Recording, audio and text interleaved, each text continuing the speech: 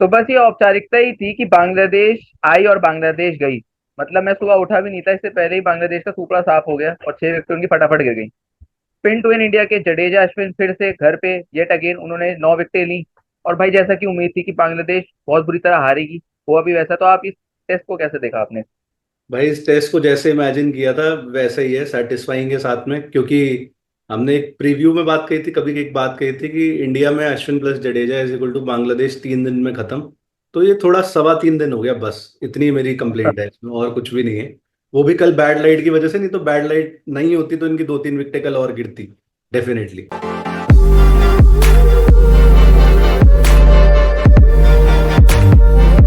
एक landmark win है India के लिए, क्योंकि पहली बार टेस्ट हिस्ट्री में इंडिया की लॉसेस से ज्यादा जीत है। It took 580 matches, 580 test matches, ये विन टू लॉस रेशो बढ़ाने के लिए इंडिया की।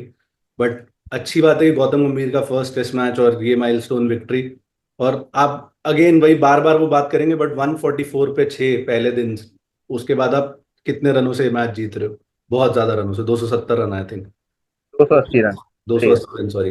तो भाई अगर मैं वही बात करूं तो जैसा आपने बोला कि 144 पे 6 से, और मुझे लगता है ऐश अन्ना और रविंद्र जडेजा, भाई मेरे को लगता है अश्विन में भी शायद अपना आखिरी टेस्ट मैच घर पे खेल रहे हो, मतलब होम कंडीशन जो उनकी है चेन्नई में। तो इतना यादगार बनाया, पहले तो 113 रन बनाए, उसके बाद आके विकेटें छटकाई।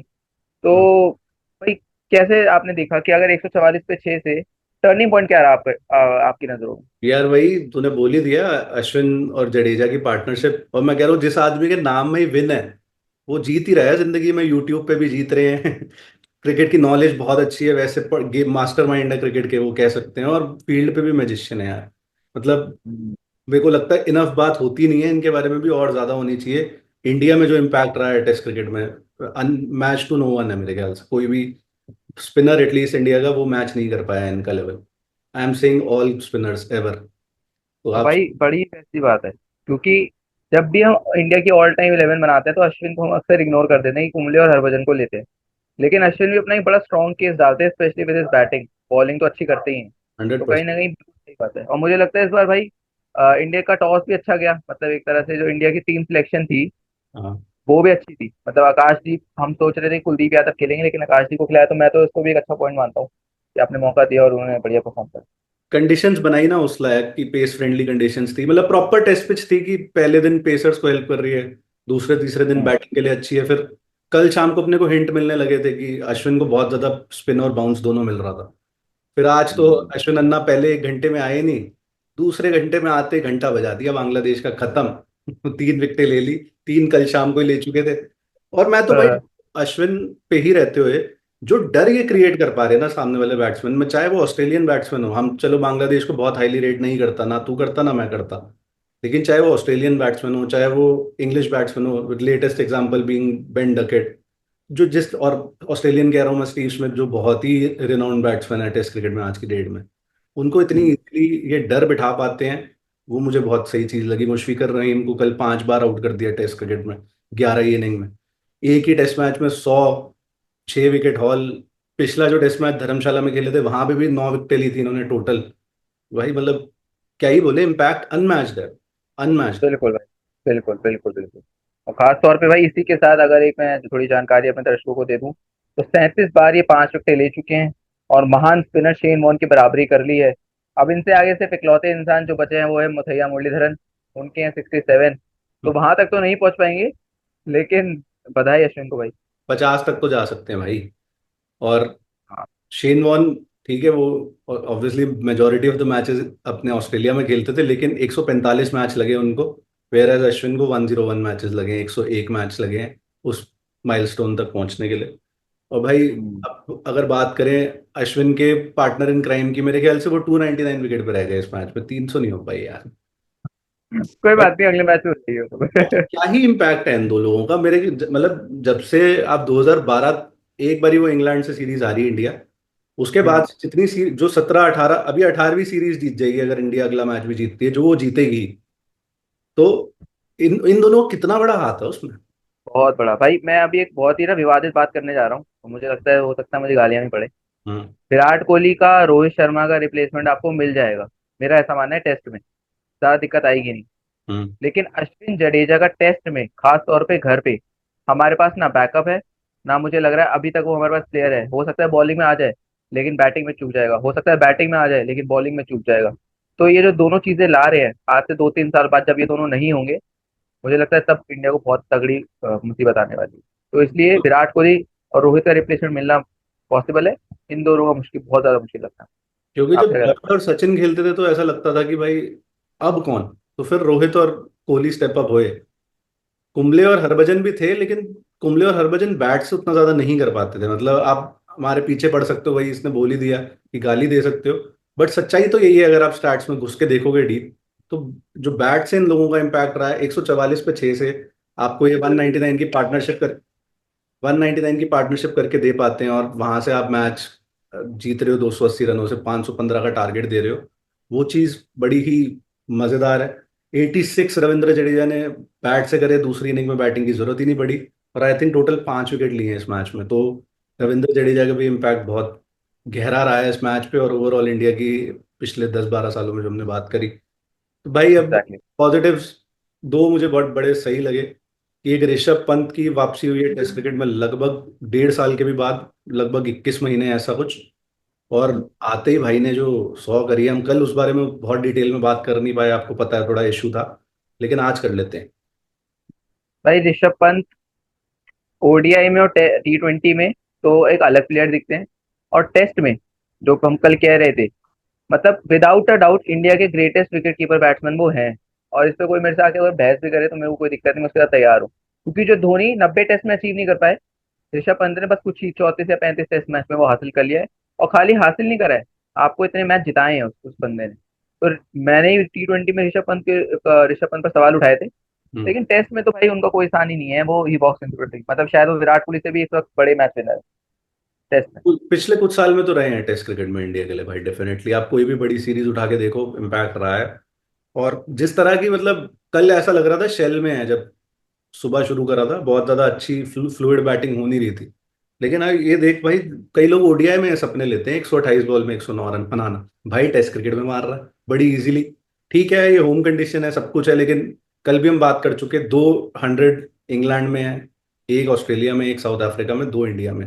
तो MS धोनी की तो एक भी नहीं है, पाकिस्तान में है एक, बाकी 5 घर पे ही है सारी। तो बताता है वो कि भाई विकेट कीपर बैट्समैन अगर देखो, कैप्टनसी एस्पेक्ट नहीं ला रहे, विकेट कीपर बैट्समैन तो मेरे को नहीं लगता इससे ज्यादा बढ़िया आया है। इतने कम टाइम में इतना ज्यादा इम्पैक्ट छोड़ के चला गया है। और आई होप ये एग्जैक्ट। टेस्ट मैच खेले इंडिया के लिए, और मुझे लगता है कि जिस तरह का टैलेंट है, इजीली आराम से खेलेंगे, और मुझे लगता है अभी आने वाले से ये जब तक अपना करियर खत्म करेंगे हो सकता है 25-30 सेंचुरी मार चुके हो, कुछ भी कोई भरोसा नहीं। कुछ मतलब है भाई। क्योंकि अब तो गंभीर ने ये भी दे दिया है कि 5 पे खेल रहे हैं इंस्टेड ऑफ 6।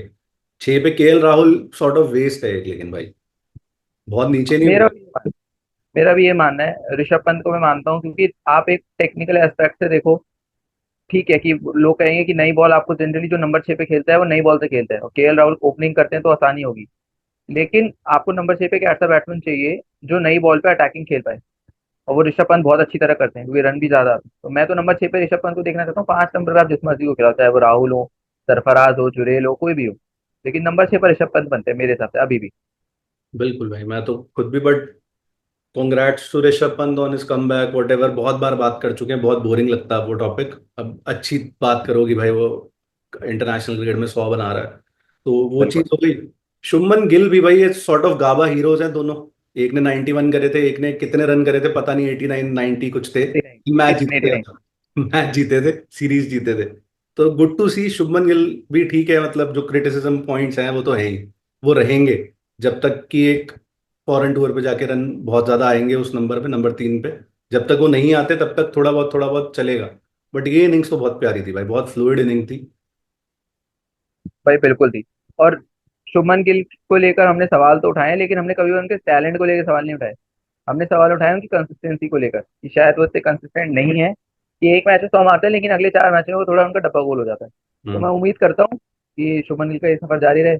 और बस मैं BCCI और गंभीर जी से रिक्वेस्ट करूंगा कि यार वो ऋतुराज को भी स्कीम ऑफ थिंग्स में रखें। मुझे लग रहा है कहीं ऐसा ना हो टैलेंट वेस्ट हो जाए, जैसा हम्म। पृथ्वी शॉ के साथ हुआ। तो ऋतुराज ऑल फॉर्मेट प्लेयर मुझे नजर आता है। और 3 नंबर पे अभी भी मेरा मानना है सबसे ज्यादा सुटेड वही है। हाँ मतलब यशस्वी और गिल में फाइट हो सकती है, बट यशस्वी ने कुछ गलत नहीं करा है जब से टेस्ट क्रिकेट में पाँव रखा है। तो बिल्कुल। थोड़ा सा ट्रिकी सिचुएशन बन जाती है। और गिल भी डिसेंट कर रहा है पिछली 9-10 इनिंग में। अच्छे स्कोरिंग है उसकी, लगभग 60-65 का एवरेज लेके बैठा है वो। तो आप किस बेसिस पे ड्रॉप करोगे, वो वाली क्वेश्चन बन जाता है। बट ये है कि वो पिछली 9 इनिंग जितनी भी हैं वो सारी इंडिया में है, बाहर नहीं है।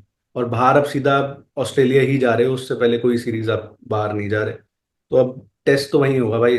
वहां पे 5 मैचेस में क्या होता है, उस बेसिस पे मेरे ख्याल से डिसाइड होगा कि किसी और की एंट्री बनती है या नहीं बनती। तो 4 टेस्ट मैच तो मुझे लगता है गिल इंडिया में खेल के वहां जा रहा है ऑस्ट्रेलिया।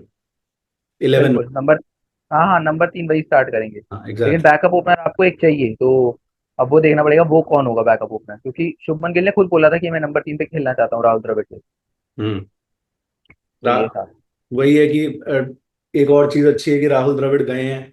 उनका ओवरऑल रिकॉर्ड अच्छा था टेस्ट में, जब तक मतलब वो कोच रहे हैं। तो ट्रांजिशन स्मूथ लगा है टेस्ट में, ऐसा नहीं लगा कुछ मेजर चेंज हुआ है। सिमिलर स्कीम ऑफ थिंग्स चल रही हैं, सिमिलर साइड चल रही है, तो वो चीज़ एक अच्छी है। और वही इस टेस्ट मैच में क्या हुआ है, बांग्लादेश के बारे में क्या ही बात करें। एक लिटन लिटन लिटन दास बोल रहा हूँ, सॉरी। शंटो शंटो। शांतो को छोड़ के कोई भी लगा नहीं कि मतलब कंफर्टेबल है खेलने में। शंतो और ने बैटिंग। 82 करे हैं, और वो भी मजबूरी में उसने ऊंचा उड़ाया शॉट, क्योंकि टेल एंडर्स आ गए थे, वो वैसे ही नहीं टिक पा रहे थे। जब बैट्समैन मिडिल ऑर्डर की नहीं टिक पा रहे तो टेल एंडर कैसे टिकेंगे भाई। लेकिन बस मैं यही कहूंगा, बांग्लादेश को अपनी बैटिंग सुधारने की जरूरत है। और कहीं ना कहीं मुझे लग रहा है एक्सपोज हो गई उनकी बॉलिंग भी, जो शुरुआती 1 घंटा था पहले दिन का, बस तभी दिखी वो थोड़ा जो थोड़ा जिसे कहते हैं निपीनेस कहते हैं, ये निप दिखा थोड़ा।